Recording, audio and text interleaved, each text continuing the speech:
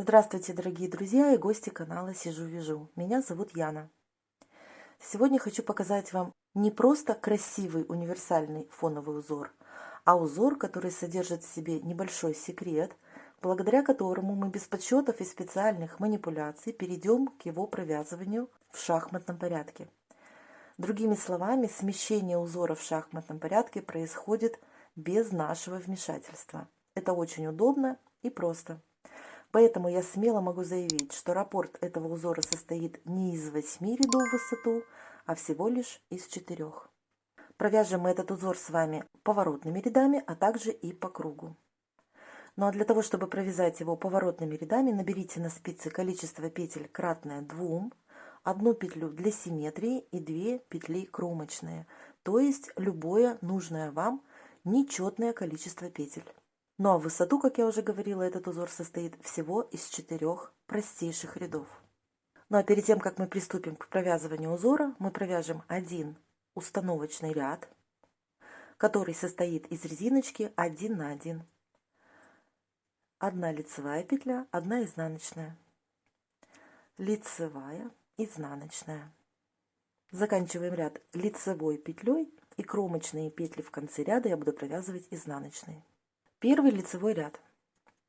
Первый лицевой ряд мы провязываем по узору, то есть над изнаночной петлей мы провязываем изнаночную петлю, над лицевой лицевую. Снова провязываем этот ряд резиночкой 1 на 1.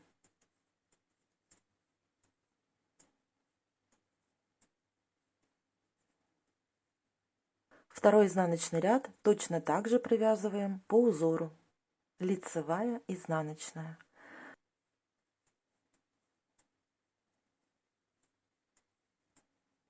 Третий лицевой ряд является формирующим, благодаря ему мы получим наш узор, и провязывается он следующим образом. Кромочную переснимаем, не провязывая, и далее у нас идет изнаночная петля. Мы должны спуститься на 2 ряда ниже, то есть, смотрите, первая перемычка под изнаночной петлей и вторая. Мы эту вторую перемычку должны подхватить правой спицей, немножечко ее подтягиваем, накидываем на левую спицу и провязываем 2 эти петли вместе лицевой за заднюю стенку. Следующая петля обычная лицевая, мы провязываем ее просто лицевой петлей. Это у нас раппорт третьего ряда. Давайте повторим. Изнаночная петля, первая перемычка, вторая перемычка. Вторую мы подхватываем, чуть-чуть подтягиваем и накидываем на левую спицу. Провязываем 2 эти петли вместе одной лицевой за заднюю стенку. Следующая петля обычная лицевая. Подхватываем вторую перемычку, накидываем, провязываем 2 вместе лицевой. Следующая обычная лицевая.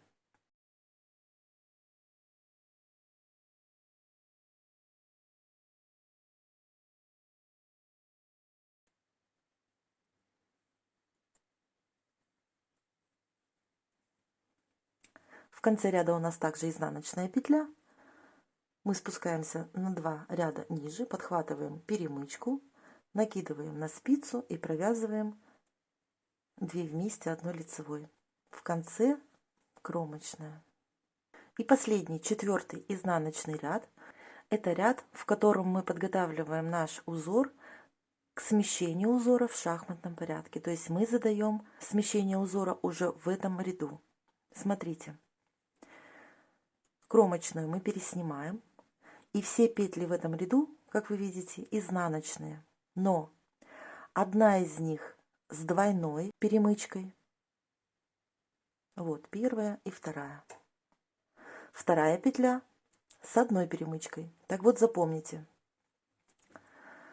Петля с двойной перемычкой всегда в 4 ряду будет провязываться изнаночной петлей. В 4, 8, в 12 всегда эта петля будет провязываться изнаночной. А изнаночная петля с одной перемычкой всегда будет провязываться лицевой. И мы снова переходим с вами к резиночке 1 на 1. Продолжаем вязать так до конца ряда. Петля с двойной перемычкой изнаночной провязывается, с одной перемычкой лицевой. И провязываем так до конца ряда.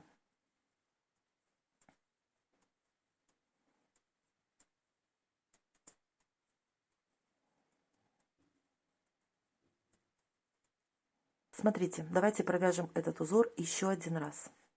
То есть повторяем первый ряд, а это означает, что мы провязываем резиночку 1 на 1, но все петли мы будем провязывать по рисунку. Смотрите, первая лицевая, значит мы провязываем лицевой.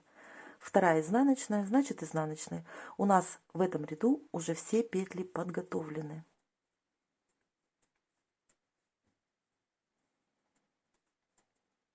Второй ряд раппорта в высоту. Точно так же мы провязываем по рисунку. Над изнаночной изнаночную, над лицевой лицевую. Второй ряд мы провязываем по узору, так как лежат петли.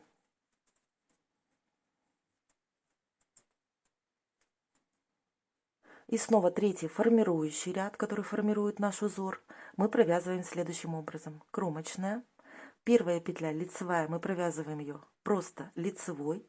Вторая петля изнаночная, мы спускаемся на 2 ряда ниже, подхватываем перемычку, накидываем на спицу и провязываем 2 вместе лицевой за заднюю стенку. Вот этот раппорт узора мы продолжаем вязать до конца ряда. 1 лицевая, вторая петля провязывается с поднятием перемычки на 2 ряда ниже. Заканчиваем ряд обычной лицевой петлей и кромочная. И снова 4-й изнаночный ряд, в котором мы будем подготавливать петли к смещению узора. Итак, кромочная. Вспоминаем маячок, где 1 перемычка, мы провязываем эту петлю лицевой. Там, где 2 перемычки на изнаночной, мы провязываем ее всегда изнаночной. Лицевая, изнаночная, лицевая, изнаночная.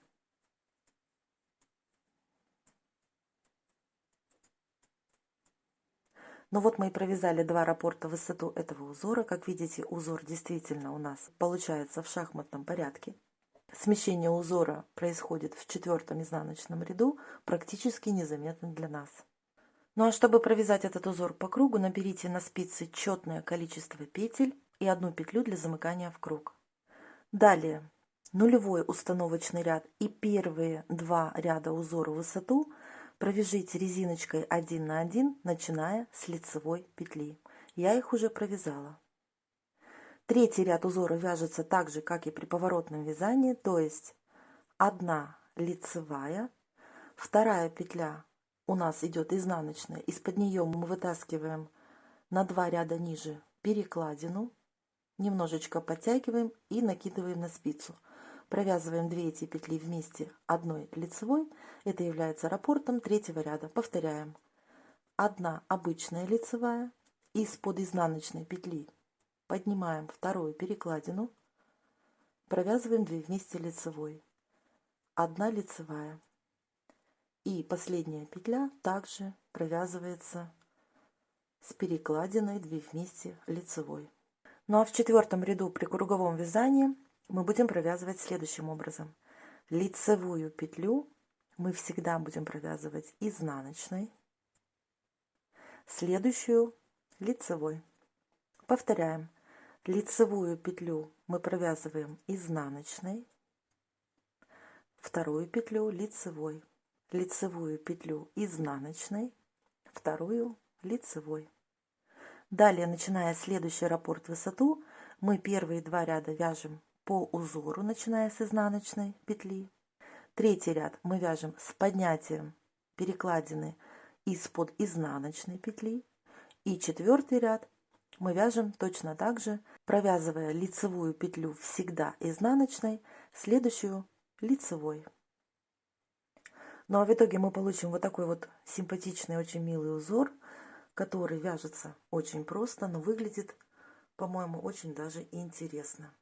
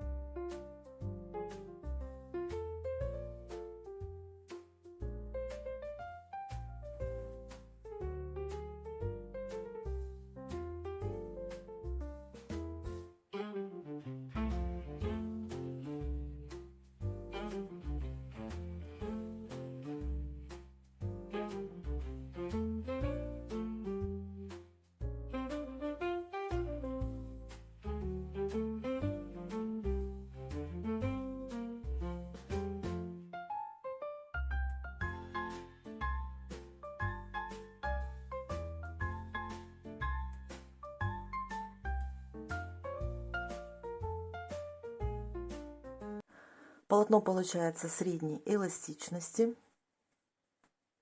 Немного больше тянется вширь, чем в высоту. Вот так узор выглядит с изнаночной стороны.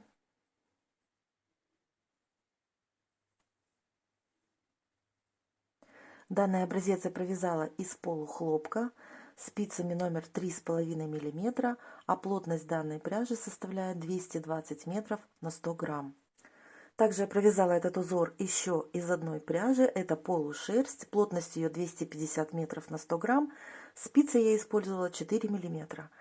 Можно сказать, что этот узор также будет очень хорош для крупных спиц, смотрится он великолепно, вяжется просто.